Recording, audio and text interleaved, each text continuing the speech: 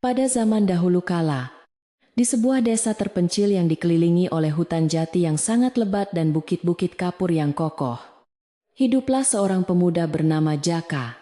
Desa itu bernama Wana Asri, sebuah tempat di mana kabut pagi selalu turun, menyelimuti atap-atap rumah panggung dan suara kokok ayam jantan terdengar saling bersahutan, memecah kesunyian fajar. Penduduk desa hidup dengan sederhana dari hasil bumi dan kekayaan hutan yang melimpah ruah. Namun kehidupan mereka tidak lepas dari aturan-aturan lama dan rasa hormat yang mendalam kepada alam semesta. Di desa inilah kisah tentang kesabaran, cinta yang tulus, dan kebijaksanaan yang tersembunyi di balik wajah yang lugu bermula. Sebuah cerita yang akan kita resapi perlahan-lahan di malam yang tenang ini. Jaka dikenal oleh hampir seluruh penduduk desa Wana Asri sebagai seorang penebang kayu yang sangat rajin, namun memiliki pikiran yang dianggap sedikit lambat oleh orang kebanyakan. Ia memiliki tubuh yang tegap dan kulit yang terbakar matahari karena setiap hari ia harus membelah hutan untuk mencari kayu bakar atau batang pohon tua yang sudah tumbang. Wajahnya selalu dihiasi oleh senyuman lebar yang tulus. Bahkan ketika orang-orang di pasar desa mengejeknya atau menertawakan cara bicaranya yang patah-patah dan pelan, Jaka tidak pernah membalas cemoohan itu dengan amarah. Ia hanya akan mengangguk sopan dan melanjutkan langkah kakinya yang berat, sambil memikul beban kayu di pundaknya yang kuat menuju tempat penampungan kayu. Rumah Jaka terletak agak terpisah dari keramaian desa. Berdiri menyendiri di dekat perbatasan antara ladang penduduk dan mulut hutan larangan yang jarang dijamah manusia. Rumah itu hanyalah sebuah gubuk panggung sederhana yang dindingnya terbuat dari anyaman bambu yang sudah mulai rapuh dimakan usia dan atapnya tersusun dari daun rumbia yang dikeringkan. Meskipun terlihat sangat sederhana dan jauh dari kemewahan rumah para saudagar desa, halaman rumah Jaka selalu bersih, tanpa ada sehelai daun kering pun yang berserakan karena disapu setiap pagi dan sore. Di samping rumah itu terdapat sebuah tempayan besar berisi air jernih yang digunakan untuk membasuh kaki sebelum menaiki tangga rumah, menandakan bahwa penghuninya sangat menjaga kebersihan dan tata krama. Di dalam gubuk sederhana itulah Jaka tinggal bersama istrinya yang bernama Laras, seorang wanita yang kecantikannya sering menjadi buah bibir para ibu di sumur desa dan membuat iri banyak gadis lain.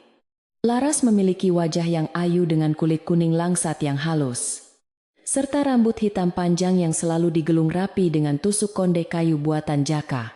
Banyak orang di desa sering bertanya-tanya dan merasa heran bagaimana mungkin seorang wanita sejelita Laras mau menikah dengan Jaka yang dianggap dungu dan miskin harta benda. Namun Laras adalah wanita yang memiliki mata batin yang tajam. Ia tidak melihat Jaka dari harta atau kepintaran bicaranya, melainkan dari ketulusan hati dan kesetiaan yang tak terukur dalamnya. Setiap pagi sebelum matahari benar-benar menampakkan wajahnya di ufuk timur, Lara sudah bangun untuk menyiapkan bekal bagi suaminya yang akan pergi ke hutan.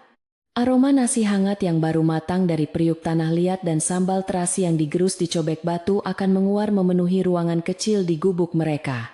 Laras melayani suaminya dengan penuh kasih sayang, menuangkan air minum ke dalam cangkir bambu, dan memastikan bahwa sarung parang suaminya terikat kuat di pinggang, agar tidak terjatuh saat bekerja. Momen-momen pagi yang hening inilah yang menjadi kekuatan bagi Jaka untuk menghadapi dunia luar yang seringkali tidak ramah kepadanya. Setelah sarapan usai, Jaka akan pamit kepada Laras dengan kalimat yang hampir sama setiap harinya. Meminta istrinya untuk berhati-hati dan menjaga rumah selama ia pergi mencari nafkah.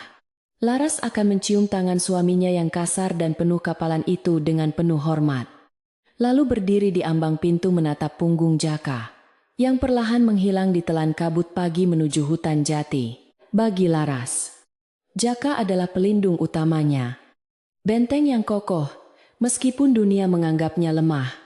Dan ia merasa paling aman ketika berada di dekat suaminya yang pendiam itu.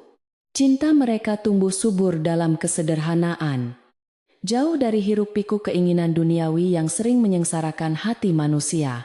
Jaka melangkah menyusuri jalan setapak yang becek oleh embun sisa hujan semalam. Kakinya yang telanjang sudah terbiasa merasakan dinginnya tanah lempung dan tajamnya kerikil jalanan.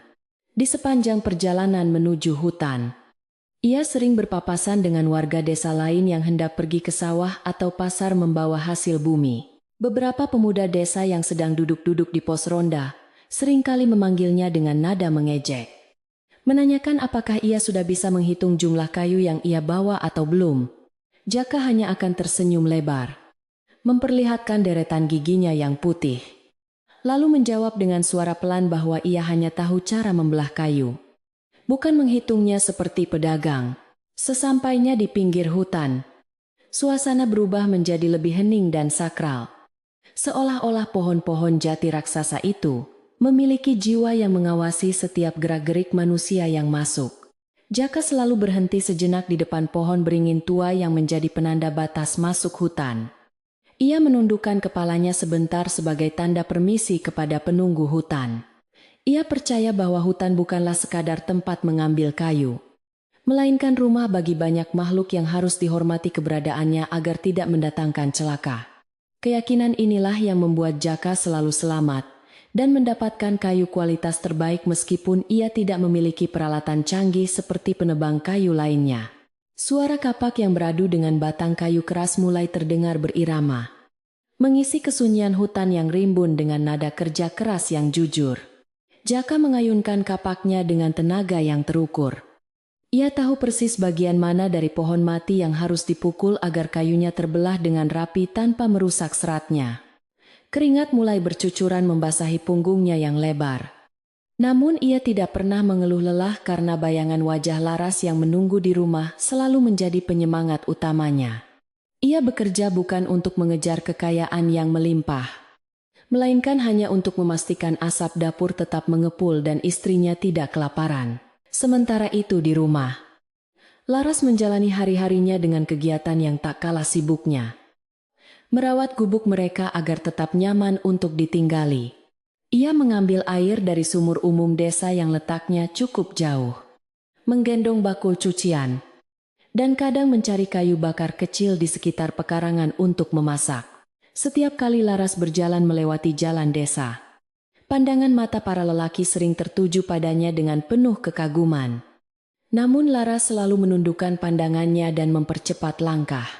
Ia tahu bahwa kecantikannya bisa menjadi anugerah sekaligus ujian. Dan ia tidak ingin mengundang masalah yang bisa mengganggu ketenangan hidup suaminya.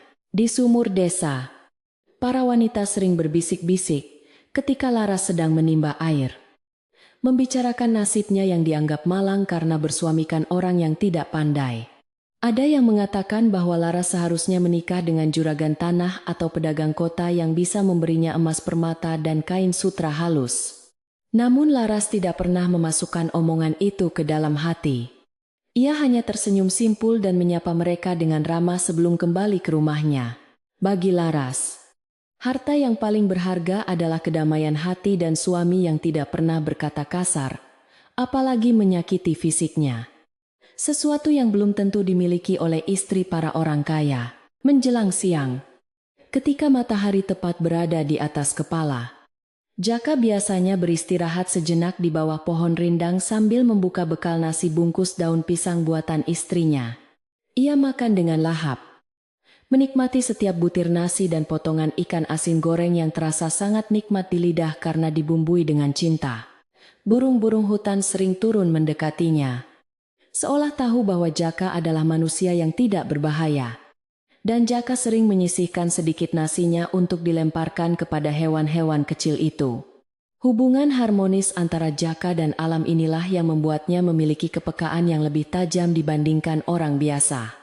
Meskipun akal pikirannya dianggap tumpul, sore harinya, Jaka akan memikul kayu-kayu pilihan yang sudah diikat rapi menuju pengepul kayu di pinggir desa untuk ditukar dengan uang sekedarnya. Uang yang didapat tidaklah banyak, hanya cukup untuk membeli beras, sedikit minyak tanah, dan kebutuhan pokok lainnya untuk beberapa hari ke depan. Namun Jaka selalu menerima berapapun yang diberikan oleh pengepul dengan rasa syukur. Ia tidak pandai menawar dan seringkali dicurangi dalam timbangan. Tetapi Jaka percaya bahwa rezeki yang berkah tidak akan tertukar, dan Tuhan akan menggantinya dengan kesehatan dan keselamatan bagi keluarganya. Ketika matahari mulai condong ke barat dan langit berubah warna menjadi jingga kemerahan, Jaka akan berjalan pulang dengan langkah yang lebih ringan, meski tubuhnya terasa pegal. Ia tidak sabar untuk segera sampai di rumah, mandi di pancuran belakang, dan duduk bersantai di balai-balai bambu bersama Laras. Saat-saat seperti itulah yang menjadi surga dunia bagi Jaka, di mana ia bisa menceritakan kejadian di hutan, tentang kijang yang melintas atau pohon tumbang. Dan Laras akan mendengarkan dengan antusias, seolah cerita itu adalah dongeng yang paling menarik. Malam pun turun menyelimuti desa Wana Asri, membawa udara dingin yang menusuk tulang dan suara jangkrik yang mulai bernyanyi bersahutan di balik rerumputan. Di dalam gubuk Jaka, sebuah pelita minyak tanah menyala redup, melemparkan bayangan-bayangan panjang yang menari di dinding anyaman bambu. Mereka berdua duduk menikmati makan malam yang sederhana. Hanya nasi hangat, sayur bening bayam, dan sambal sisa pagi tadi.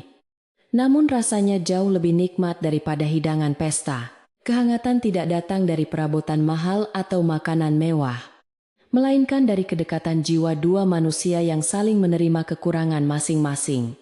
Seringkali di malam hari, Jaka akan duduk di teras depan sambil mengasah parangnya agar tajam kembali untuk digunakan esok hari. Suara gesekan batu asah dan besi terdengar ritmis, menemani Laras yang sedang menjahit pakaian suaminya yang robek terkena ranting pohon. Mereka tidak banyak bicara karena hati mereka sudah saling memahami, tanpa perlu banyak kata-kata yang terucap. Jaka sesekali menatap Laras dari kejauhan, mengagumi keanggunan istrinya di bawah remang cahaya lampu. Dan dalam hati ia berjanji akan melakukan apapun untuk menjaga senyum itu tetap ada. Namun, di balik ketenangan malam itu, Jaka sering merasakan kegelisahan yang tidak bisa ia jelaskan dengan kata-kata. Sebuah firasat samar yang mengganggu tidurnya. Ia merasa bahwa kebahagiaan sederhana yang mereka miliki adalah sesuatu yang rapuh, seperti kaca tipis yang bisa pecah kapan saja jika terbentur batu keras. Pandangan mata orang-orang desa yang merendahkan dirinya dan tatapan liar beberapa lelaki terhadap istrinya membuatnya waspada. Meskipun ia berusaha menepis pikiran buruk itu, Jaka yang dianggap bodoh sebenarnya memiliki insting pelindung yang sangat kuat. Layaknya seekor induk harimau yang menjaga anaknya. Kehidupan desa yang tampak damai di permukaan seringkali menyimpan arus deras di dasarnya, penuh dengan intrik dan keinginan manusia yang tidak pernah puas. Jaka menyadari bahwa posisinya sebagai orang kecil membuatnya rentan dipermainkan oleh mereka yang memiliki kekuasaan dan uang. Ia tidak memiliki pelindung selain ototnya sendiri, dan doa-doa yang dipanjatkan istrinya setiap malam. Karena itulah, Jaka selalu berusaha hidup lurus, tidak mencari musuh, dan selalu mengalah agar tidak memancing keributan yang bisa membahayakan rumah tangganya.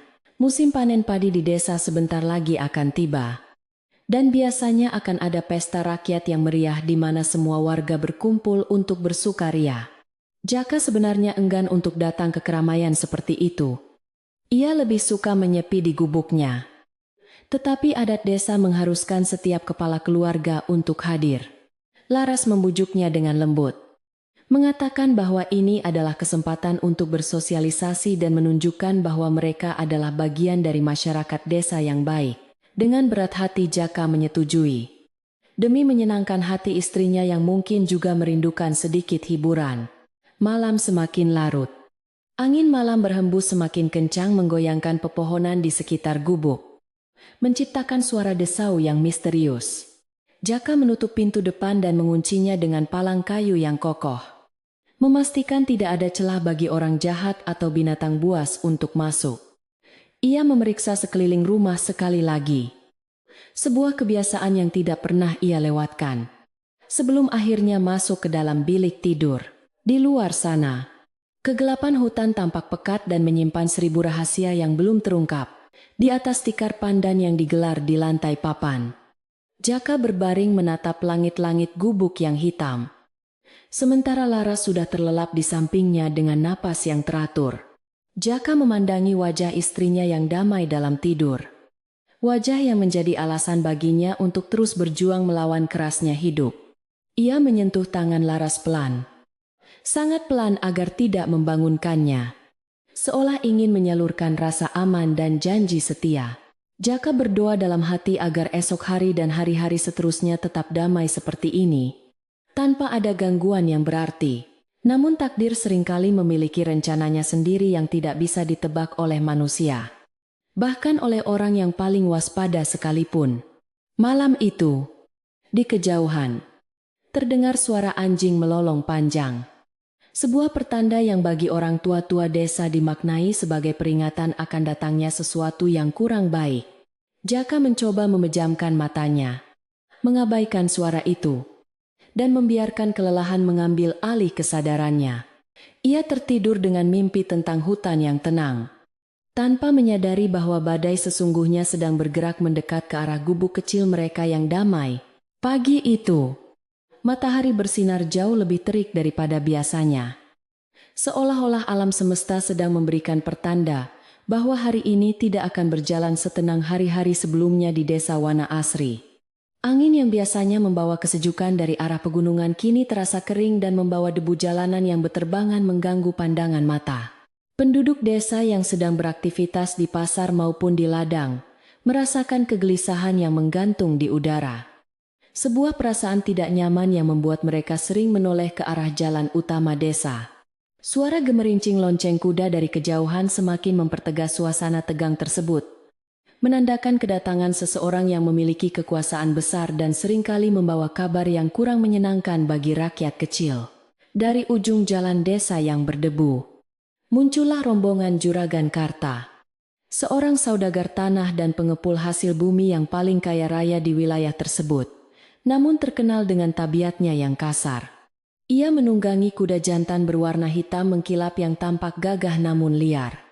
Sementara beberapa anak buahnya berjalan kaki mengiringi di belakang dengan wajah-wajah garang. Juragan Karta mengenakan pakaian sutra yang mencolok dengan cincin batu akik besar melingkar di jari-jarinya yang gemuk. Simbol dari kemakmuran yang ia peroleh dari memeras keringat orang lain. Setiap kali ia melintas, warga desa akan menundukkan kepala dan menepi, takut bertatapan mata langsung dengan orang yang memegang kendali atas utang piutang mereka. Tujuan Juragan Karta hari itu adalah meninjau setoran kayu dari para penebang yang tinggal di pinggiran hutan, termasuk Jaka yang saat itu sedang menyusun kayu hasil tebangannya di halaman depan gubuknya. Jaka yang tidak menyadari kedatangan bahaya tetap bekerja dengan tekun, menyeka keringat di dahinya dengan lengan baju yang lusuh, sambil bersenandung kecil. Ia baru saja menurunkan seikat kayu jati muda yang kualitasnya sangat bagus, berharap kayu itu bisa ditukar dengan harga yang pantas untuk membeli beras. Namun, ketenangan Jaka seketika terusik ketika bayangan besar kuda Juragan Karta menutupi sinar matahari yang menyinari tumpukan kayunya, membuat suasana menjadi gelap seketika. Juragan Karta turun dari kudanya dengan gerakan yang lamban dan angkuh. Sepatu kulitnya menghentak tanah kering, menimbulkan bunyi gedebuk yang mengintimidasi siapa saja yang mendengarnya.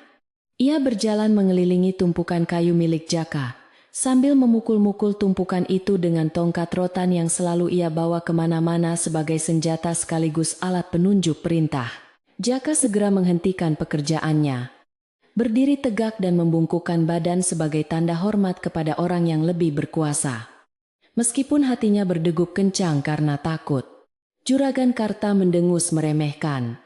Matanya yang sipit meneliti setiap batang kayu, seolah mencari-cari kesalahan sekecil apapun untuk dijadikan alasan mengurangi bayaran atau meluapkan amarahnya. Hanya segini hasil kerjamu selama seminggu. Jaka kau ini memang benar-benar lambat seperti kura-kura. Pantas saja orang-orang memanggilmu dungu. Suara Juragan Karta menggelegar memecah keheningan pagi. Jaka hanya diam, tidak berani menjawab karena ia tahu pembelaan diri hanya akan memperburuk keadaan di hadapan orang seperti Juragan Karta. Padahal kayu yang dikumpulkan Jaka adalah kayu pilihan yang keras dan lurus, jauh lebih baik daripada kayu serampangan yang dibawa penebang lain. Namun mata keserakahan, Juragan Karta tidak pernah mau mengakui jerih payah orang lain. Ia terus mencemooh Jaka dengan kata-kata pedas yang menyakitkan hati, berusaha memancing reaksi dari pemuda yang tetap diam menunduk itu. Tiba-tiba, tanpa peringatan yang jelas, Juragan Karta mengayunkan tongkat rotannya dengan keras ke arah punggung Jaka, menimbulkan suara pecutan yang menyayat hati. Ini pelajaran buatmu supaya kerjamu lebih cepat. Jangan cuma makan tidur saja. Kerjamu, teriak Juragan Karta. Dengan wajah memerah karena amarah yang dibuat-buat. Jaka meringis menahan sakit yang luar biasa. Kulit punggungnya terasa panas seperti terbakar api. Namun, ia tidak melawan ataupun lari. Ia menerima pukulan itu dengan kepasrahan seorang hamba sahaya. Kakinya tetap kokoh berpijak di tanah, seolah ia adalah pohon jati yang sedang dihantam badai, namun menolak untuk tumbang. Suara keributan di halaman depan membuat Laras yang sedang berada di dapur terkejut dan segera berlari keluar untuk melihat apa yang terjadi pada suaminya. Wajahnya pucat pasi saat melihat Jaka sedang dicaci maki dan dipukul oleh Juragan Karta. Air matanya hampir tumpah melihat penderitaan orang yang paling ia cintai. Laras hendak berlari memeluk suaminya untuk melindunginya. Namun langkahnya terhenti tepat di ujung tangga gubuk ketika mata Juragan Karta beralih dari Jaka dan menangkap sosoknya. Waktu seolah berhenti berputar saat itu juga. Suasana yang tadinya penuh amarah dan bentakan tiba-tiba menjadi hening yang mencekam dan penuh ketegangan. Juragan Karta terpaku melihat kecantikan Laras yang berdiri di bawah sinar matahari pagi. Kecantikan alami yang belum pernah ia lihat pada wanita manapun di kota maupun desa sekitarnya. Rambut Laras yang sedikit berantakan karena angin justru menambah pesonanya. Dan wajahnya yang ketakutan memancarkan aura kepolosan yang memikat hati lelaki hidung belang seperti Juragan Karta. Tongkat rotan yang tadinya melayang di udara kini perlahan diturunkan. Amarah di wajah Juragan Karta berganti menjadi senyuman licik yang membuat bulu kuduk merinding. Ia lupa pada kayu, lupa pada Jaka. Seluruh perhatiannya kini tersedot habis oleh sosok wanita sederhana di hadapannya. Siapa bidadari ini? Tidak kusangka di gubuk reot milik si bodoh ini tersimpan permata yang begitu indah. Gumam Juragan Karta sambil melangkah mendekati tangga rumah, mengabaikan Jaka yang masih menahan sakit. Jaka yang menyadari perubahan tatapan mata Juragan Karta seketika merasakan bahaya yang jauh lebih besar daripada sekadar pukulan fisik di punggungnya. Insting lelakinya berteriak keras. Rasa sakit di tubuhnya mendadak hilang, digantikan oleh rasa waspada yang luar biasa tinggi. Demi melindungi kehormatan istrinya, Jaka bergeser pelan, berusaha menempatkan tubuhnya di antara Juragan Karta dan Laras. Meskipun ia melakukannya dengan gerakan yang tampak canggung dan takut-takut, Juragan Karta tertawa mengejek melihat usaha Jaka menghalanginya. Ia merasa seperti seekor singa yang melihat kelinci mencoba melindungi sarangnya. "Minggir kau, orang bodoh, aku hanya ingin menyapa istrimu." Tidak sopan tamu dibiarkan berdiri tanpa disuguhi air minum, ucap Juragan Karta sambil mendorong bahu Jaka dengan kasar hingga Jaka terhuyung ke belakang. Namun Laras dengan cepat masuk kembali ke dalam rumah dan menutup pintu rapat-rapat, meninggalkan Juragan Karta yang berdiri terpaku dengan rasa penasaran yang semakin membara. Pintu bambu yang tertutup itu justru semakin memancing rasa ingin memiliki dalam hati sang juragan yang tidak pernah terbiasa ditolak keinginannya. Anak buah Juragan Karta mulai tertawa dan bersuit-suit menggoda, memanaskan suasana agar tuan mereka semakin merasa berkuasa di tempat itu. "Sudahlah, Juragan. Bunga cantik itu pasti akan layu jika terus ditanam di tanah kering ini. Lebih baik dipindahkan ke taman istana Juragan," celetuk salah satu pengawal yang bertubuh kekar. Kata-kata itu disambut gelak tawa yang memuakan, membuat telinga Jaka terasa panas dan hatinya mendidih. Namun akal sehatnya menahan tangannya untuk tidak mengepal. Ia tahu jika ia melawan sekarang, ia akan mati konyol dan Laras akan dibawa paksa tanpa ada yang bisa melindunginya lagi. Akhirnya, Juragan Karta memutuskan untuk pergi setelah memberikan tatapan penuh arti ke arah pintu gubuk yang tertutup rapat. Sebelum naik kembali ke kudanya, ia menatap Jaka dengan pandangan merendahkan, namun penuh ancaman tersembunyi.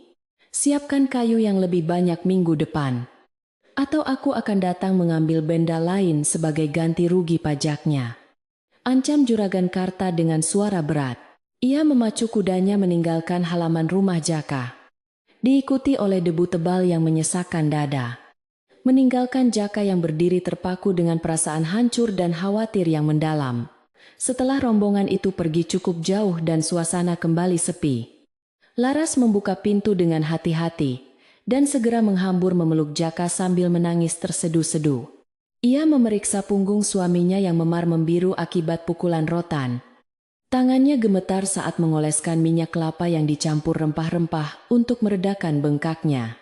"Maafkan aku, Kang. Gara-gara aku keluar. Orang jahat itu jadi melihatku dan berniat buruk." Isak Laras penuh penyesalan. Jaka menggeleng lemah. Ia tersenyum menenangkan istrinya dan mengusap air mata di pipi Laras dengan ibu jarinya yang kasar. Berusaha meyakinkan bahwa semuanya akan baik-baik saja. Berita tentang kejadian di rumah Jaka menyebar dengan sangat cepat ke seluruh penjuru desa seperti api yang membakar jerami kering di musim kemarau.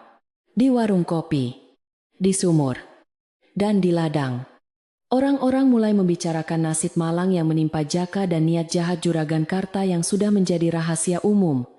Banyak yang menaruh iba pada pasangan suami istri itu.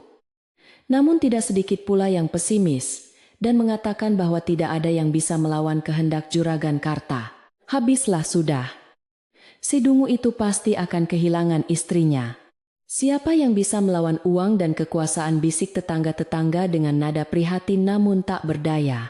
Sore harinya, ketika matahari mulai condong ke barat dan langit berwarna jingga kemerahan, Jaka duduk termenung di bawah pohon beringin tua di dekat perbatasan desa. Ia merenungkan ancaman Juragan Karta. Otaknya yang dianggap lambat itu sebenarnya sedang berputar keras mencari jalan keluar.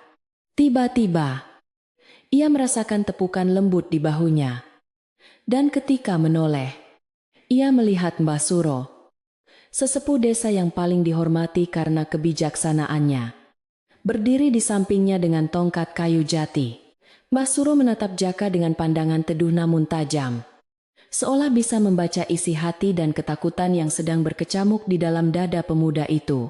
"Anakku, air yang tenang memang bisa menghanyutkan, tapi badai yang besar akan merobohkan pohon yang kaku dan tidak mau meliuk," ucap Mbah Suro dengan suara parau, namun penuh wibawa. Ia duduk di samping Jaka, menatap lurus ke arah hutan yang mulai gelap. Juragan Karta itu seperti api yang sedang lapar. Dia tidak akan berhenti sampai dia melahap apa yang dia inginkan. Dia sudah melihat bungamu, dan sekarang dia ingin memetiknya untuk ditaruh di jambangan emasnya, lalu membuangnya jika sudah layu. Kau harus berhati-hati, Jaka. Kekuatan otot tidak akan menang melawan kelicikan. Kau harus menggunakan sesuatu yang tidak mereka duga. Jaka mendengarkan nasihat Mbah Suro dengan saksama, meresapi setiap kata yang keluar dari mulut orang tua itu seperti tanah kering yang menyerap air hujan. Ia mengerti maksud tersirat dari ucapan Mbah Suro, bahwa melawan Juragan Karta dengan kekerasan adalah tindakan bunuh diri yang sia-sia. "Apa yang harus saya lakukan?" "Mbah, saya hanyalah penebang kayu yang bodoh. Saya tidak punya harta untuk menyogoknya," tanya Jaka dengan suara lirih. Mbah Suro tersenyum misterius, menepuk lutut Jaka pelan sebelum berdiri untuk beranjak pergi, meninggalkan Jaka sendirian dengan pikirannya. Orang sering mengira diam itu bodoh, dan bicara itu pintar. Padahal kancil yang diam bisa menipu buaya yang banyak mulut, kata Mbah Suro sebelum menghilang di balik remangan senja. Kalimat itu terngiang-ngiang di kepala Jaka, membangkitkan sebuah ide yang selama ini terpendam di balik kepolosannya. Jaka menyadari bahwa predikat dungu yang selama ini disematkan orang-orang padanya bisa menjadi senjata yang paling ampuh untuk menyelamatkan Laras. Jika mereka menganggapnya bodoh, maka ia akan bermain dengan anggapan itu. Ia akan menjadi senaif yang mereka kira sambil menyusun rencana di belakang punggung mereka. Malam itu, suasana di gubuk Jaka terasa jauh lebih dingin dan mencekam daripada malam-malam sebelumnya. Seolah ada mata-mata tak terlihat yang mengintai dari kegelapan. Jaka tidak banyak bicara saat makan malam. Ia makan dengan cepat dan matanya terus waspada menatap ke arah pintu dan jendela. Laras merasakan perubahan pada suaminya. Namun ia tidak bertanya. Ia hanya melayani Jaka dengan lebih telaten.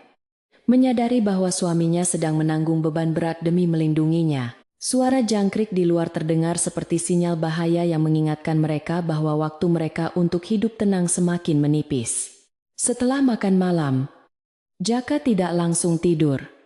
Ia pergi ke belakang rumah dengan membawa lampu pelita kecil. Memeriksa tumpukan kayu bakar dan peralatan kerjanya. Ia mulai memilah-milah barang.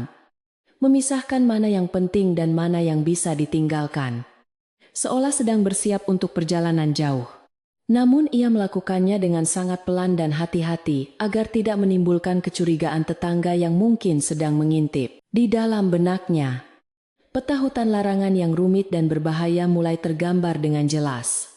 Satu-satunya tempat di mana kekuasaan Juragan Karta mungkin tidak bisa menjangkaunya. Kembali ke dalam kamar. Jaka melihat Laras sudah berbaring, namun matanya masih terbuka lebar, menatap atap rumbia. Jelas tersirat ketakutan di sana.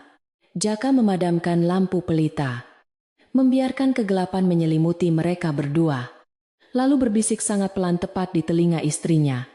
"Percayalah padaku, Duk. Apapun yang terjadi besok atau lusa, jangan pernah lepaskan tanganku. Kita akan bermain petak umpet dengan serigala." Laras menggenggam tangan Jaka erat-erat. Air matanya menetes di bantal. Namun hatinya sedikit tenang, mendengar suara suaminya yang terdengar begitu yakin dan penuh rencana. Malam semakin larut dan desa Wana Asri tertidur dalam keheningan semu. Sementara di rumah besar Juragan Karta, rencana-rencana jahat sedang disusun di antara asap cerutu dan gelas minuman keras. Angin malam membawa kabar buruk yang akan segera tiba.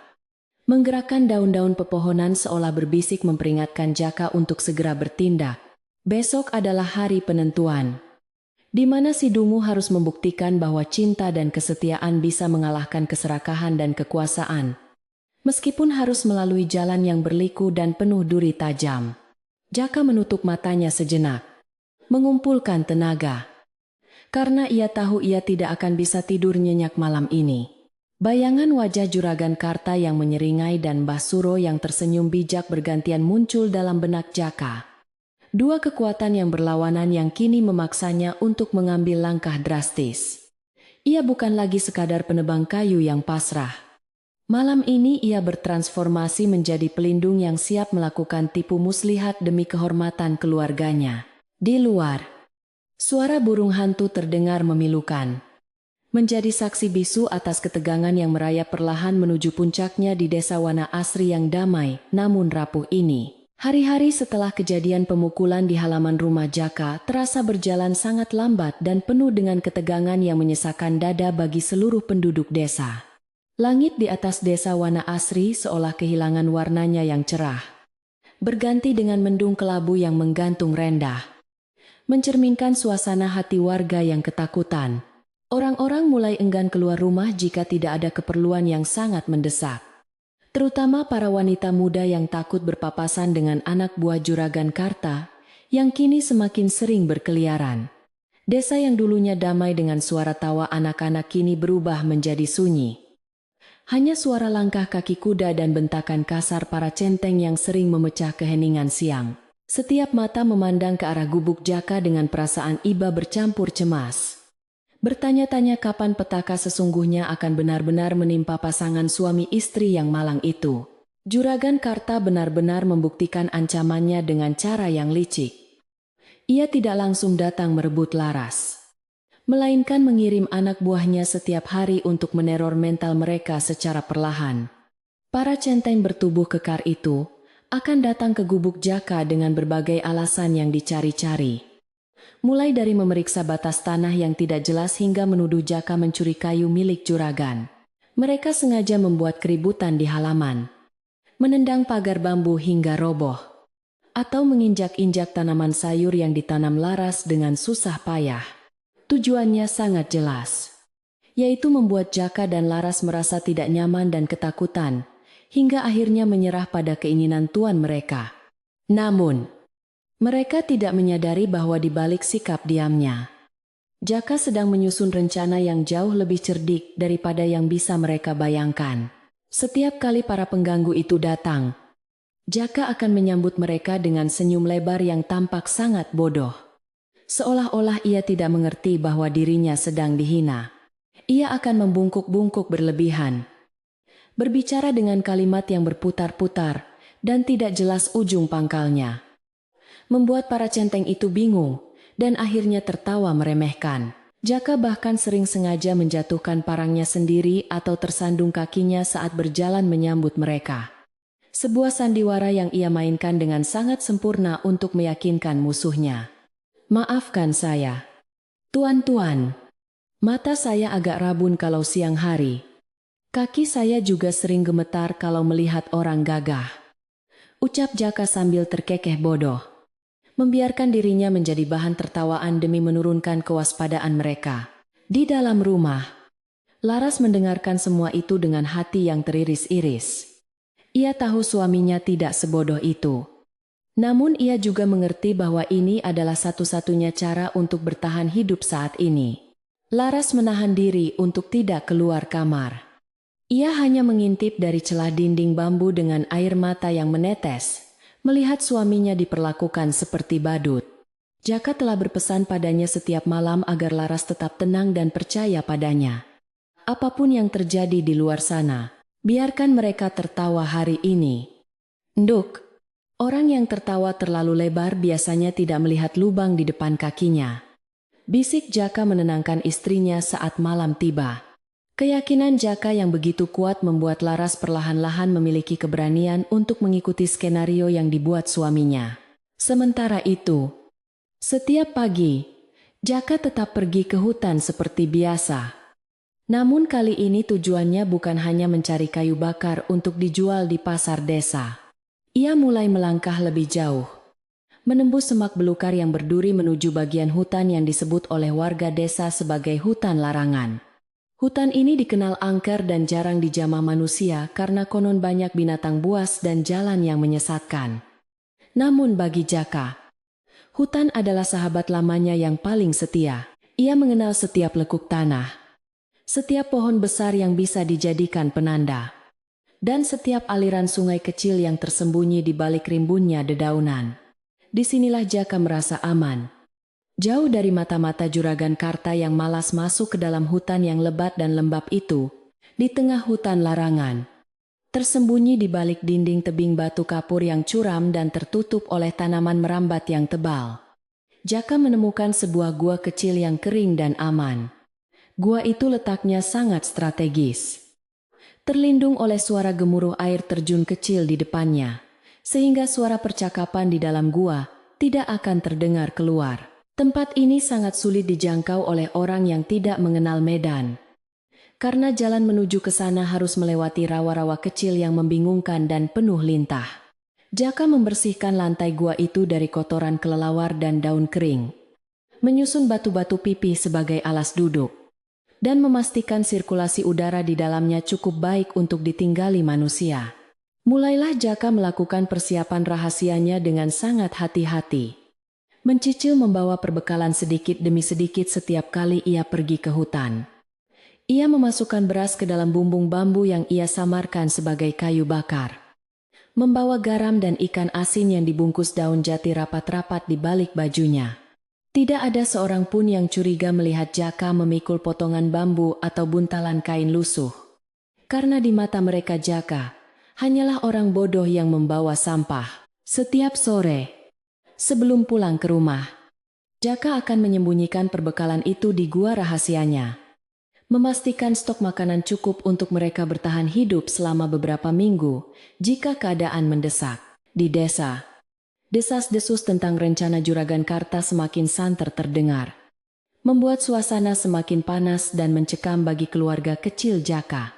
Kabar burung mengatakan bahwa juragan Karta sudah kehilangan kesabarannya dan berencana untuk menjemput paksa Laras pada malam Jumat.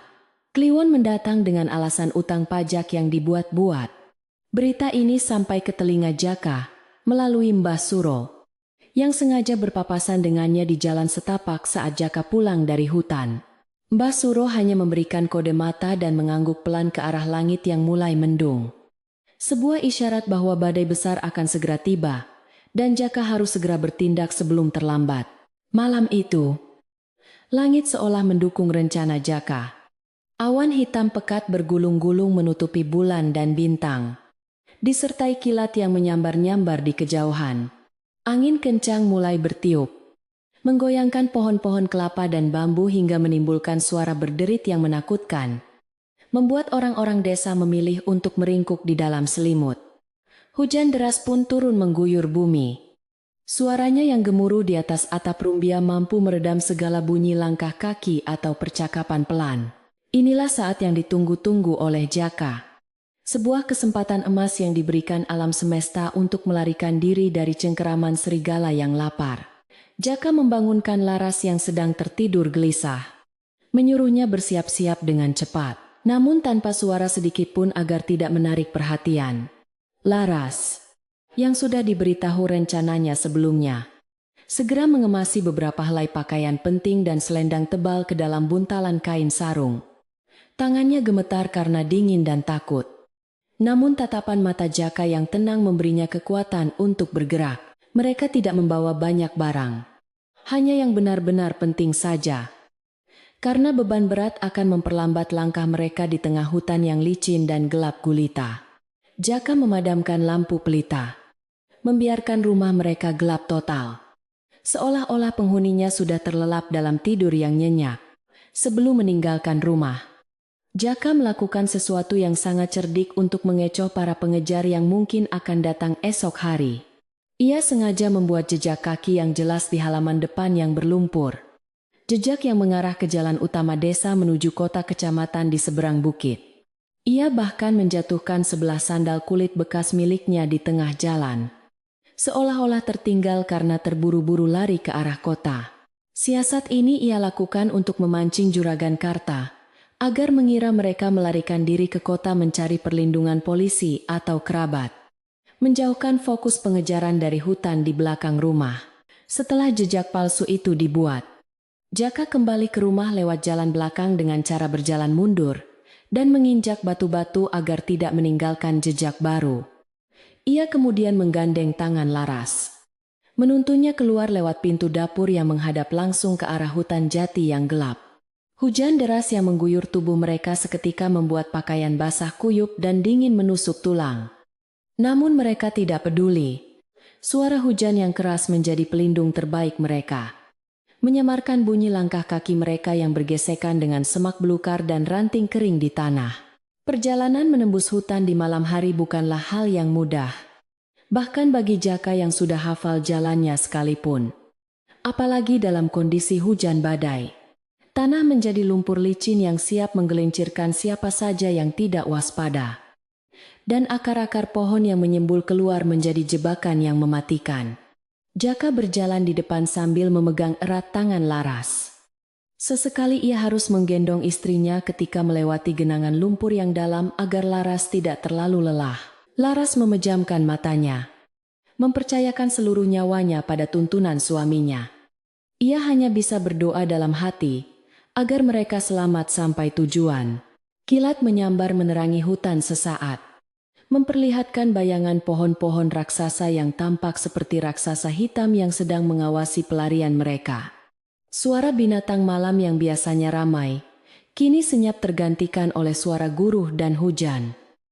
Menambah kesan mistis dan menyeramkan suasana hutan larangan. Namun Jaka terus melangkah dengan pasti. Ia tidak menoleh ke belakang sedikitpun. Fokusnya hanya satu, yaitu mencapai gua persembunyian sebelum fajar menyingsing.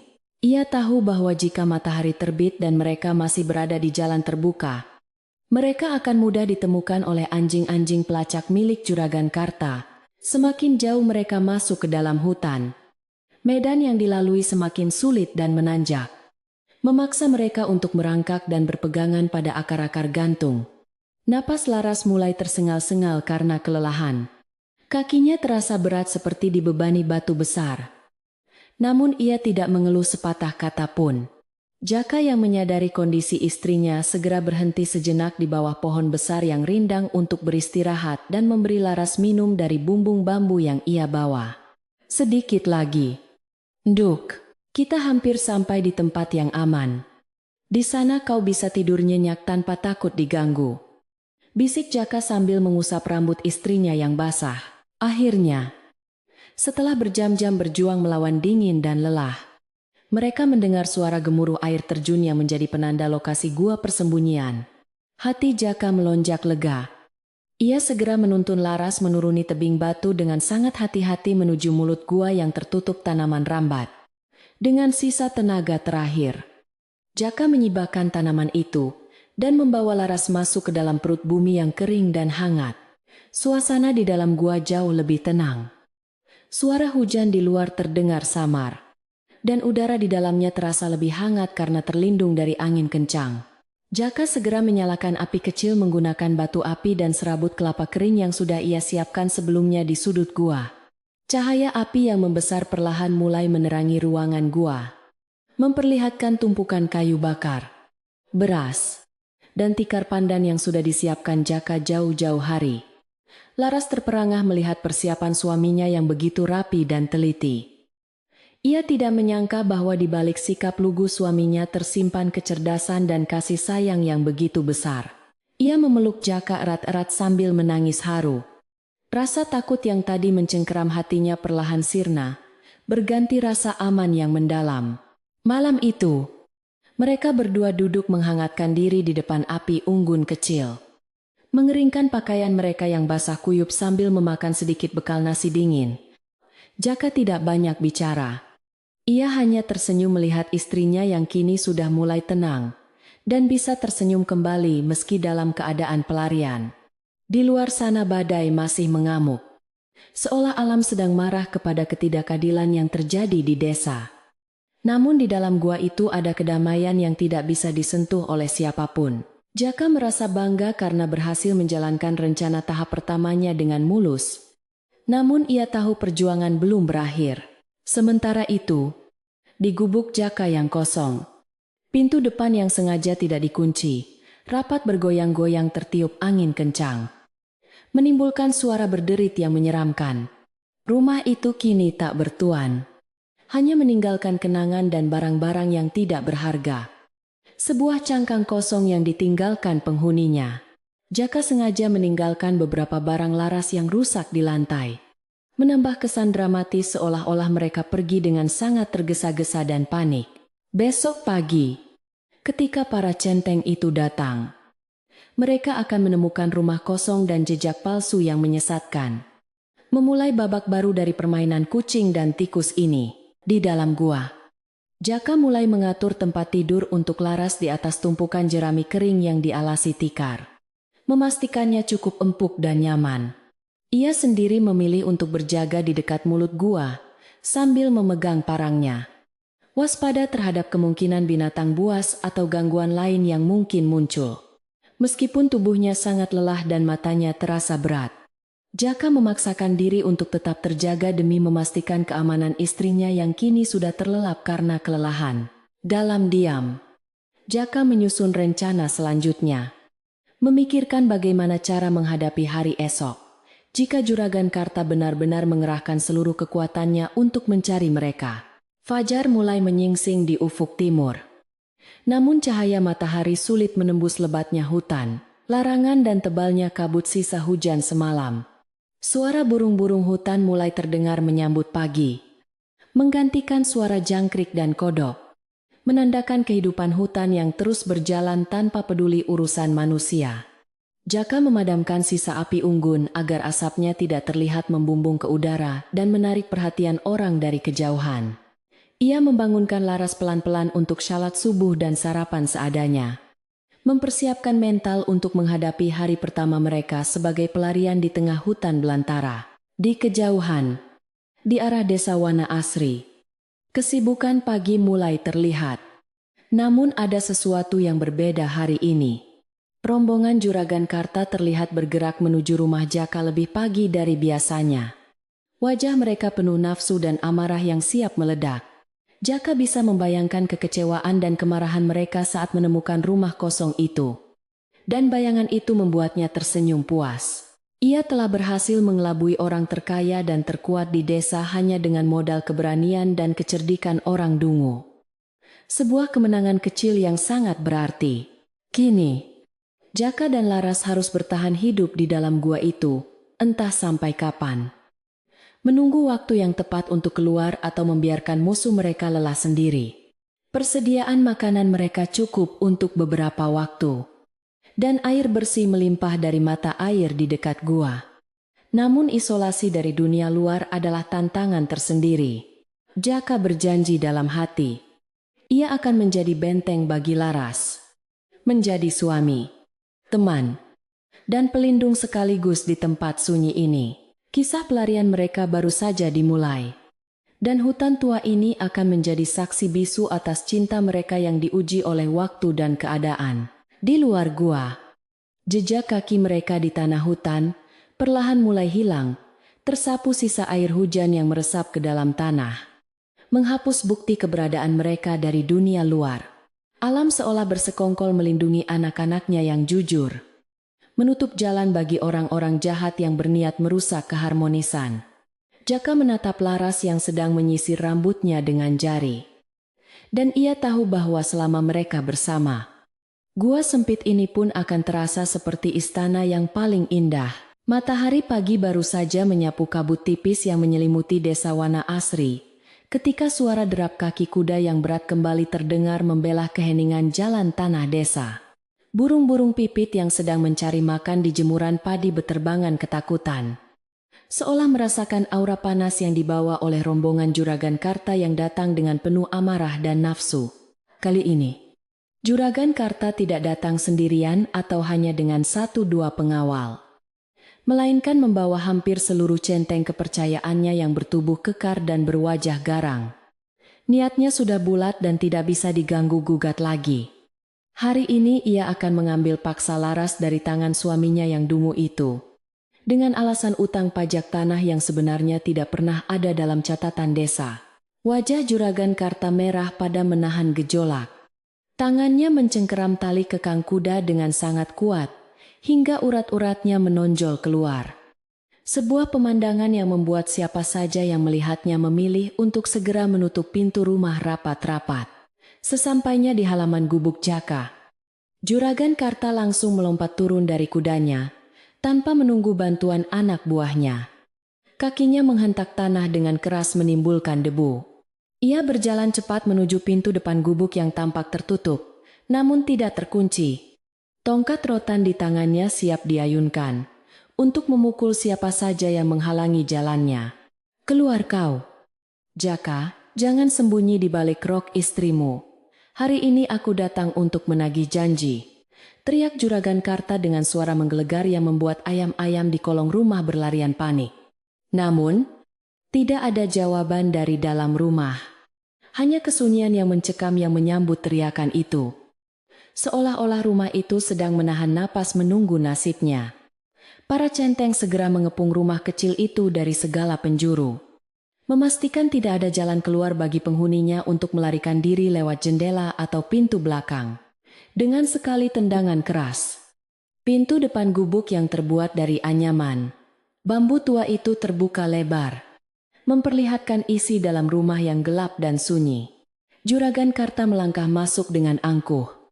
Matanya menyapu sekeliling ruangan, mencari sosok Laras yang cantik jelita yang sudah ia bayangkan akan menangis, memohon belas kasihan padanya. Namun, apa yang ia temukan sungguh di luar dugaan. Ruangan itu kosong melompong.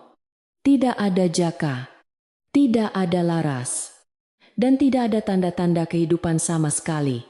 Tikar pandan di lantai tampak berantakan. Perabotan dapur berserakan seolah ditinggalkan dengan terburu-buru. Dan tungku api di dapur sudah dingin, menandakan bahwa penghuninya sudah pergi sejak lama. Kurang ajar, kemana perginya si bodoh itu, umpat Juragan Karta sambil menendang periuk tanah liat hingga pecah berkeping-keping. Suaranya menggema di dalam gubuk yang kosong itu. Salah satu anak buah Juragan Karta yang bertugas memeriksa bagian belakang rumah berlari tergopoh-gopoh masuk ke dalam dengan membawa sebuah sandal kulit bekas yang sudah putus talinya. "Juragan, lihat ini.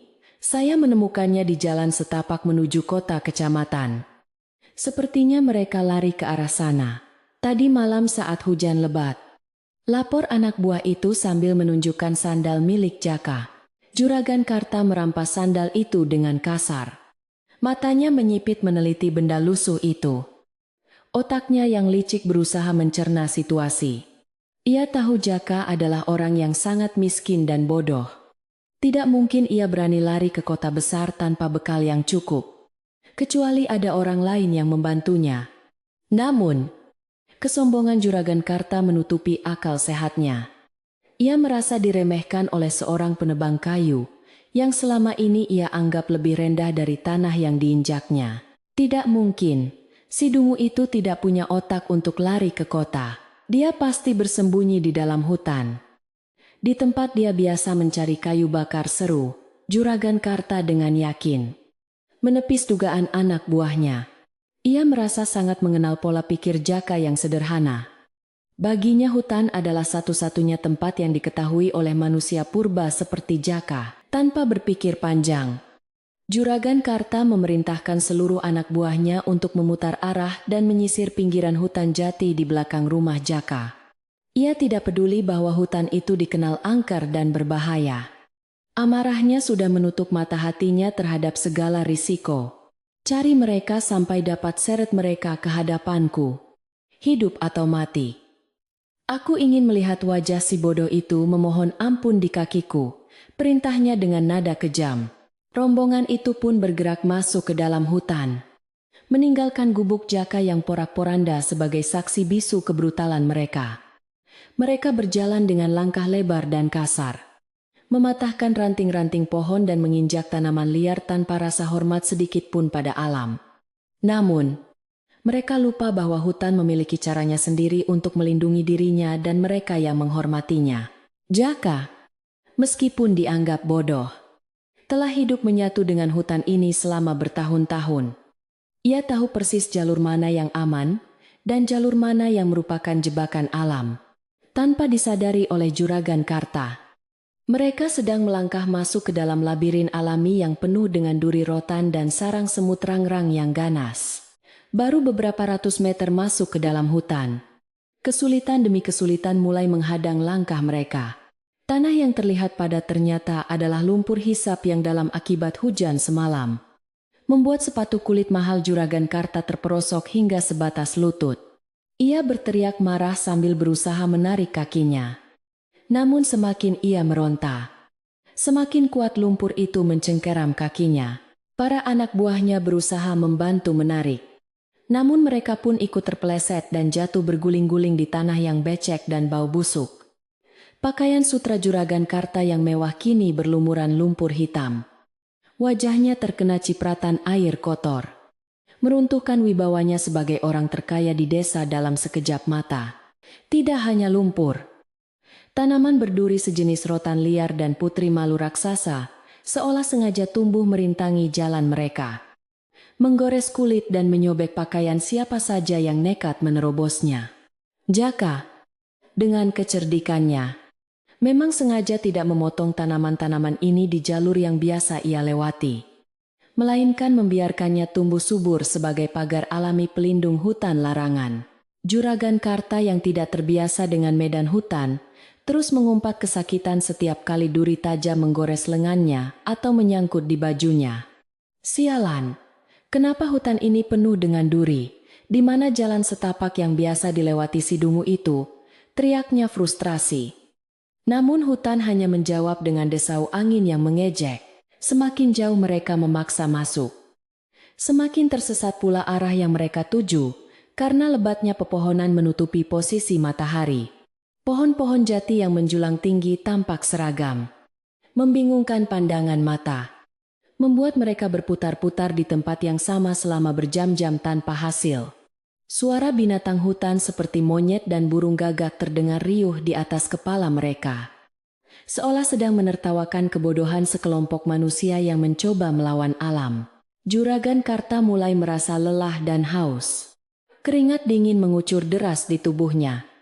Namun gengsinya yang setinggi langit melarangnya untuk mundur dan mengakui kekalahan.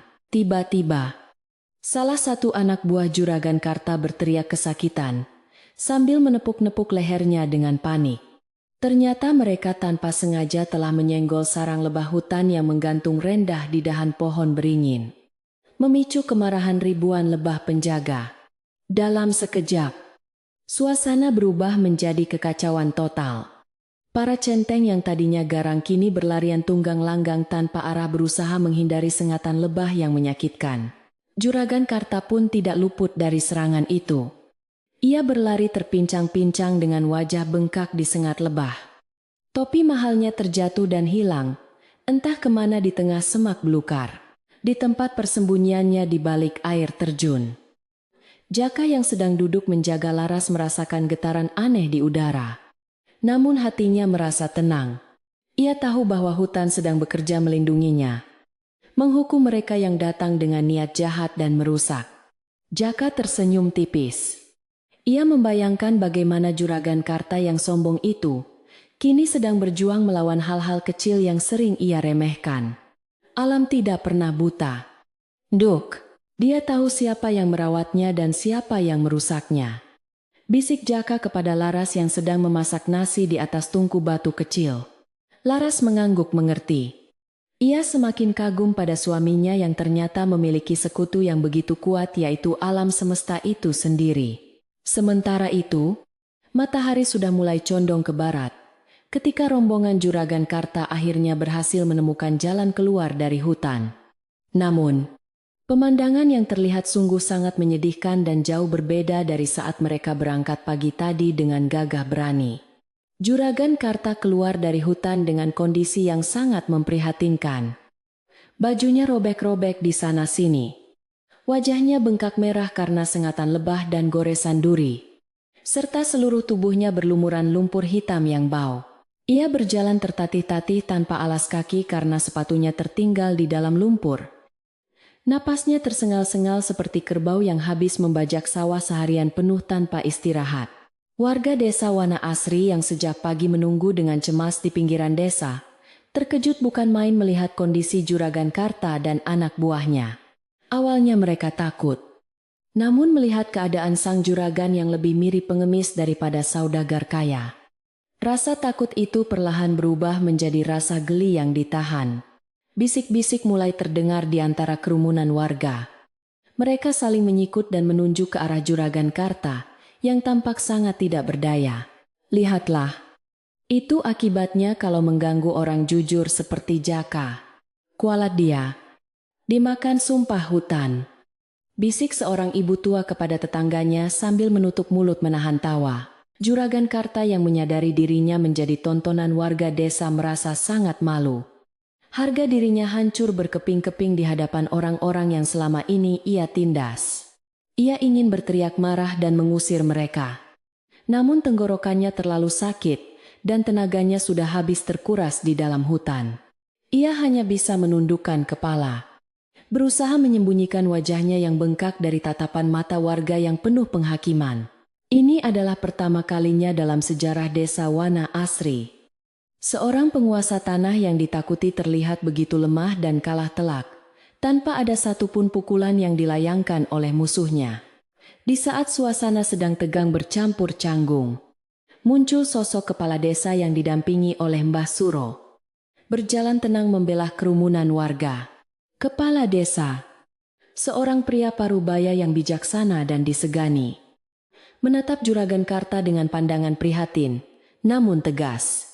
Ia tidak perlu bertanya apa yang terjadi, karena keadaan Juragan Karta sudah menceritakan segalanya dengan sangat jelas tanpa perlu kata-kata. Mbah Suro di sampingnya hanya tersenyum simpul, mengelus janggut putihnya, seolah sudah memprediksi kejadian ini sejak lama. Juragan Karta, sapa kepala desa dengan suara berat yang berwibawa, membuat suasana seketika menjadi hening. Sudah cukup rasanya Juragan mencari masalah dengan keluarga Jaka. Lihatlah diri juragan sekarang. Alam sudah memberikan teguran keras. Jaka dan istrinya mungkin orang kecil, tapi mereka dilindungi oleh doa dan kebenaran. Jangan sampai keserakahan juragan membawa bencana lebih besar lagi bagi desa kita ini. Kata-kata kepala desa terdengar sopan namun menusuk tajam tepat ke ulu hati. Mengingatkan Juragan Karta akan batasan yang sudah ia langgar. Juragan Karta terdiam 1000 bahasa. Ia tidak bisa membantah karena rasa sakit di sekujur tubuhnya menjadi bukti nyata kekalahannya. Rasa malu yang ia rasakan jauh lebih menyakitkan daripada sengatan lebah manapun. Ia sadar bahwa wibawanya di mata penduduk desa sudah runtuh hari ini. Dengan sisa tenaga yang ada, ia memberi isyarat tangan kepada anak buahnya untuk segera membawanya pulang. Menjauh dari tatapan mata warga yang seolah menelanjanginya. Rombongan yang tadinya datang bagaikan pasukan perang kini pulang seperti ayam sayur yang kalah aduan. Menyeret kaki mereka dengan penuh kehinaan. Warga desa memandangi kepergian Juragan Karta dengan perasaan lega yang luar biasa.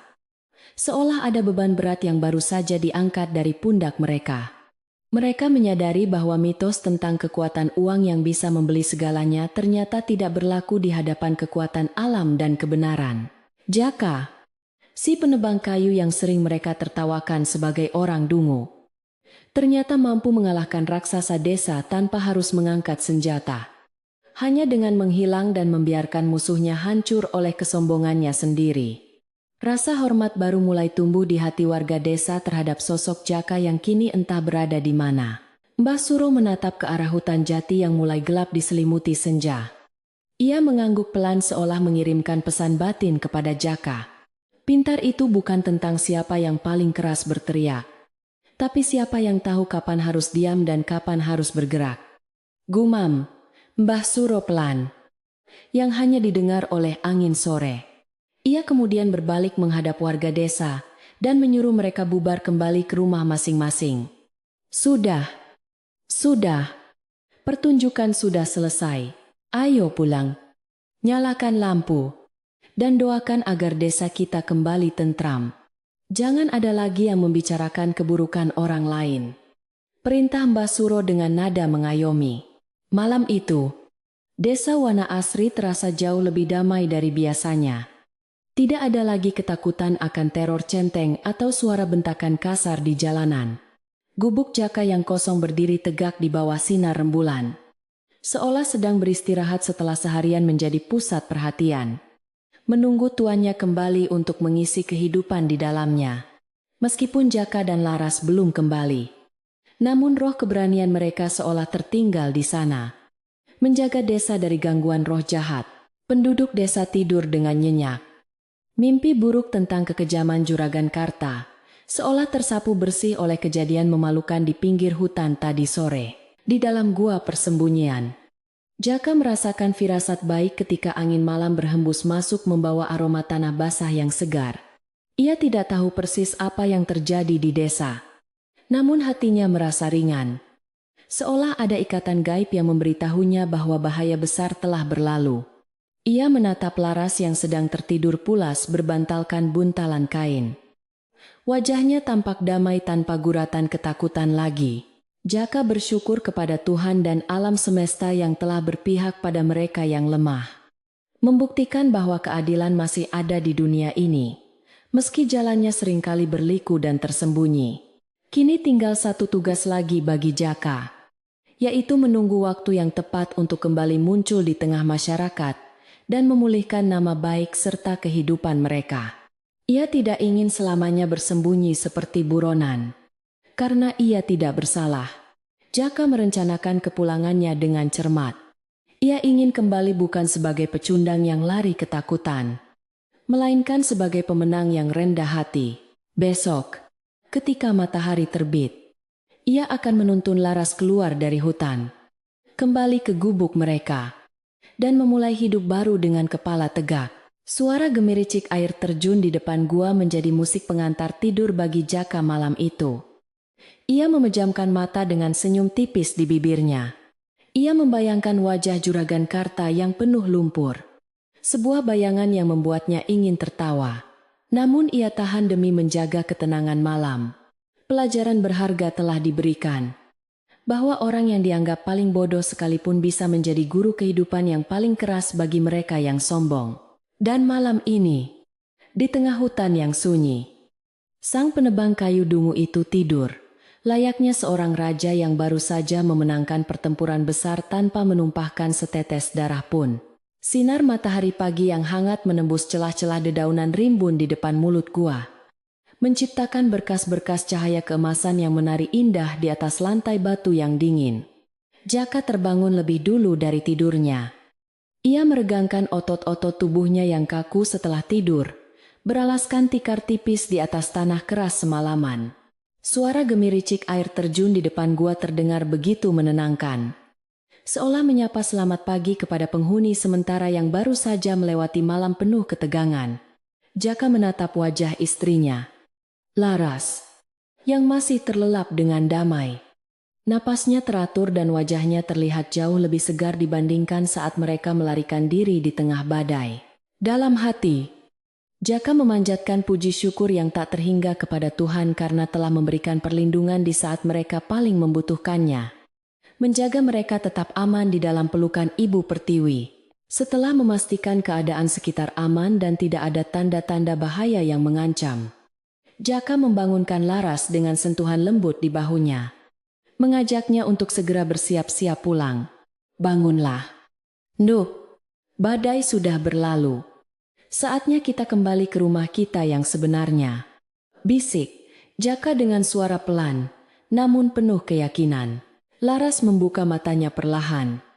Tersenyum manis melihat wajah suaminya yang tampak cerah.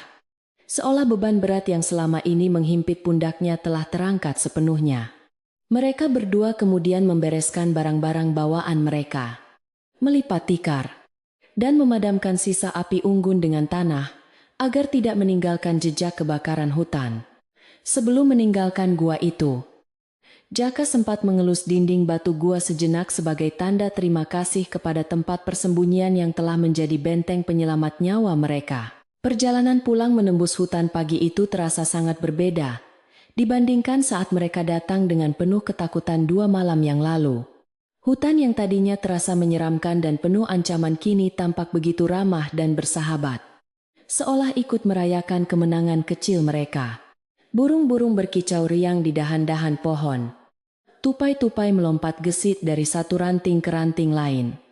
Dan udara pagi terasa begitu segar memenuhi paru-paru. Jaka berjalan di depan sambil menggandeng tangan Laras erat-erat. Langkah kakinya mantap dan ringan. Tidak ada lagi keraguan atau rasa was-was yang menghantui pikirannya. Ia tahu bahwa hutan ini telah memberikan pelajaran berharga kepada orang-orang sombong yang berani merusaknya. Dan kini hutan memberikan jalan pulang yang mulus bagi mereka yang menghormatinya. Ketika mereka mulai mendekati perbatasan hutan dan melihat sawah-sawah penduduk yang mulai menguning, Jaka berhenti sejenak untuk merapikan pakaiannya dan pakaian istrinya. Ia ingin mereka kembali ke desa dengan penampilan yang rapi dan bermartabat. Bukan seperti pelarian yang kalah perang. Jaka membersihkan sisa-sisa daun kering yang menempel di rambut Laras. Lalu menatap mata istrinya dalam-dalam. Ingat pesan saya. Nduk, tegakkan kepalamu. Tersenyumlah pada semua orang. Kita tidak melakukan kesalahan apa-apa. Jadi kita tidak perlu takut. Ucap Jaka memberikan semangat. Laras mengangguk mantap. Ia meremas tangan suaminya, menyalurkan kekuatan cinta yang membuat mereka berdua siap menghadapi dunia luar kembali.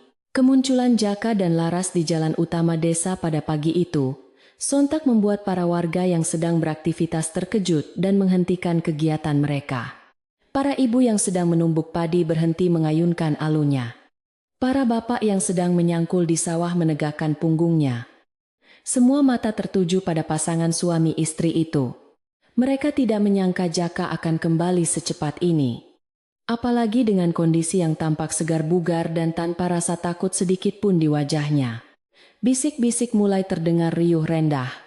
Namun, kali ini nadanya bukan lagi kasihan atau ejekan, melainkan rasa kagum dan hormat yang baru tumbuh. Mereka melihat sosok Jaka yang berbeda.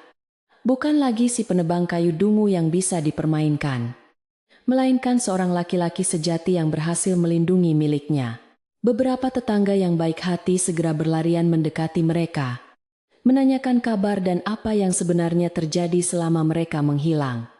Jaka menjawab semua pertanyaan itu dengan tenang dan senyum khasnya yang sederhana, tanpa melebih-lebihkan cerita atau membual tentang keberhasilannya. Kami hanya pergi menengok kerabat jauh di seberang bukit. Kebetulan saja perginya malam-malam, karena ada urusan mendadak. Jawab Jaka beralasan dengan nada polos yang sangat meyakinkan. Warga desa tahu bahwa itu mungkin hanya alasan belaka. Namun mereka memilih untuk mempercayainya dan menghargai cara Jaka menjaga rahasia demi kebaikan bersama. Tidak ada yang berani bertanya tentang Juragan Karta, karena topik itu seolah menjadi tabu setelah kejadian memalukan kemarin sore. Sesampainya di halaman gubuk mereka, Jaka dan Laras disambut oleh Mbah Suro yang sudah berdiri di sana seolah sedang menunggu kedatangan mereka sejak pagi buta. Orang tua bijak itu tersenyum lebar hingga matanya menyipit. Ia menepuk bahu Jaka dengan bangga. Sebuah gestur pengakuan yang sangat berarti bagi Jaka. Selamat datang kembali di rumah, anakku. Rumah ini merindukan tuannya yang pandai menjaga kehormatan. Sapa Mbah Suro dengan suara parau yang hangat. Ia kemudian berbisik pelan kepada Jaka. Serigala itu sedang sakit demam di istananya. Dia tidak akan berani keluar kandang dalam waktu yang lama. Hiduplah dengan tenang sekarang.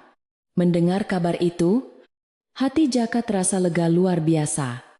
Seolah ada batu besar yang akhirnya hancur menjadi debu. Jaka dan Laras pun segera masuk ke dalam gubuk mereka yang sempat ditinggalkan kosong, merasakan kembali kehangatan dinding anyaman bambu yang sudah sangat mereka kenal. Meskipun perabotan di dalam rumah sedikit berantakan dan berdebu, bagi mereka tempat ini adalah istana yang paling nyaman di dunia. Laras segera membuka jendela-jendela agar udara segar dan sinar matahari masuk menggantikan udara pengap. Sementara Jaka mulai memperbaiki pintu pagar yang sempat rusak ditendang orang. Mereka bekerja bahu-membahu membersihkan rumah, mengembalikan tatanan kehidupan mereka seperti sedia kala. Namun dengan semangat baru yang lebih kuat. Setiap sudut rumah itu kini terasa lebih berharga karena mereka tahu betapa sakitnya rasanya hampir kehilangan tempat berteduh ini. Berita kembalinya Jaka dengan selamat dan berhentinya gangguan dari Juragan Karta membuat suasana desa kembali kondusif dan damai. Orang-orang mulai berani lewat di depan rumah Jaka lagi, menyapa dengan ramah. Bahkan ada beberapa tetangga yang datang membawakan hasil bumi sebagai tanda persaudaraan. Ada yang membawa sesisir pisang raja, ada yang membawa seikat bayam segar. Bahkan ada yang memberikan seekor ayam kampung gemuk untuk dimasak. Ini adalah cara orang desa meminta maaf secara tersirat atas sikap diam mereka sebelumnya, sekaligus memberikan dukungan moral kepada Jaka dan Laras. Jaka menerima semua pemberian itu dengan rendah hati, mengucapkan terima kasih berulang kali, membuat para tetangga semakin segan padanya. Sore harinya, asap dapur mulai mengepul dari cerobong gubuk Jaka, membawa aroma masakan yang menggugah selera ke seluruh penjuru lingkungan sekitar. Laras sedang memasak menu istimewa untuk merayakan kepulangan mereka dan mensyukuri keselamatan yang telah diberikan Tuhan. Ia menanak nasi liwet menggunakan beras baru yang pulen, dicampur dengan santan kental, daun salam, dan batang serai yang dimemarkan agar wanginya semerbak. Di tungku sebelah, ia menggoreng ikan asin peda yang dagingnya tebal, serta membuat sayur lodeh nangka muda dengan bumbu rempah yang lengkap. Suara desis minyak goreng dan aroma terasi bakar yang khas menciptakan suasana rumah tangga yang sangat hidup dan hangat, mengusir sisa-sisa kenangan buruk beberapa hari lalu. Jaka duduk di balai-balai bambu di teras depan setelah selesai mandi sore, menikmati segelas kopi tubruk panas buatan istrinya, sambil memandang matahari yang mulai terbenam. Langit di ufuk barat berwarna jingga keemasan, melukiskan pemandangan yang sangat indah dan menenangkan hati siapa saja yang memandangnya. Jaka merasa sangat damai. Ia tidak lagi merasa perlu untuk membuktikan apapun kepada siapapun. Ia sadar bahwa cap dungu atau pintar hanyalah label yang diberikan manusia, Yang terpenting adalah bagaimana ia bisa melindungi keluarga dan menjaga prinsip hidupnya. Kemenangan sejati bukanlah ketika musuh hancur lebur, melainkan ketika kita bisa kembali hidup tenang tanpa rasa dendam di dalam hati.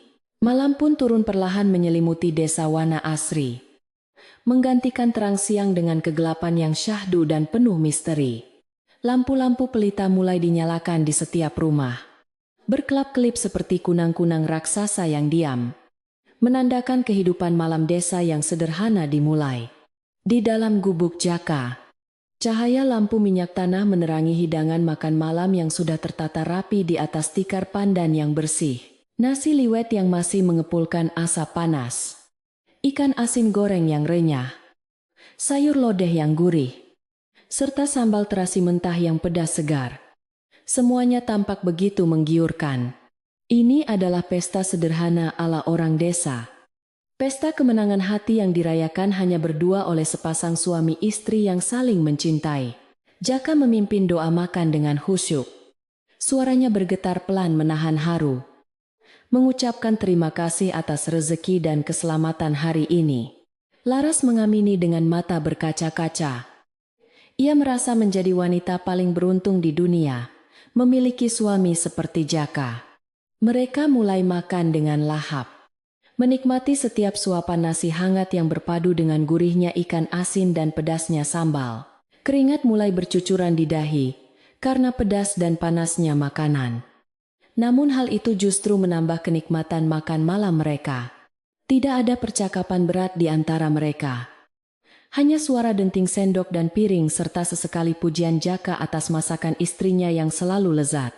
Setelah makan malam usai dan piring-piring kotor sudah dicuci bersih, mereka berdua duduk bersantai di ruang depan, sambil menikmati angin malam yang berhembus pelan. Jaka mulai bercerita tentang rencana-rencananya ke depan.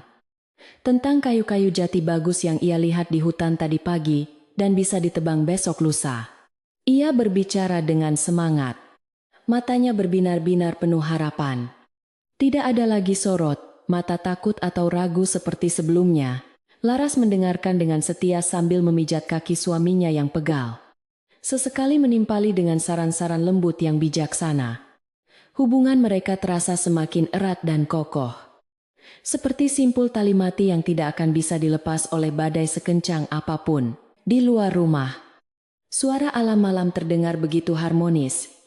Paduan suara jangkrik, kodok, dan burung hantu menciptakan simfoni pengantar tidur yang alami. Desa Wana Asri telah kembali ke ritme kehidupannya yang normal. Seolah kejadian kemarin hanyalah mimpi buruk yang numpang lewat sebentar. Orang-orang desa sudah mulai melupakan gosip tentang Juragan Karta dan beralih membicarakan panen padi yang akan segera tiba. Jaka merasa bersyukur bahwa desanya adalah desa yang pemaaf dan mudah melupakan hal buruk, memberikan kesempatan bagi semua orang untuk memulai lembaran baru. Menjelang larut malam, Jaka bangkit untuk menutup pintu depan dan menguncinya dengan palang kayu yang kuat. Sebuah kebiasaan yang tidak akan pernah ia tinggalkan. Namun kali ini, ia melakukannya dengan perasaan yang jauh lebih tenang. Bukan karena ketakutan akan serangan, melainkan untuk menjaga privasi dan kehangatan rumah tangganya. Ia memeriksa setiap jendela, memastikan semuanya tertutup rapat, agar angin malam yang dingin tidak masuk membuat istrinya sakit. Setelah yakin semuanya aman, Jaka memadamkan lampu pelita di ruang tengah, menyisakan kegelapan yang nyaman untuk beristirahat.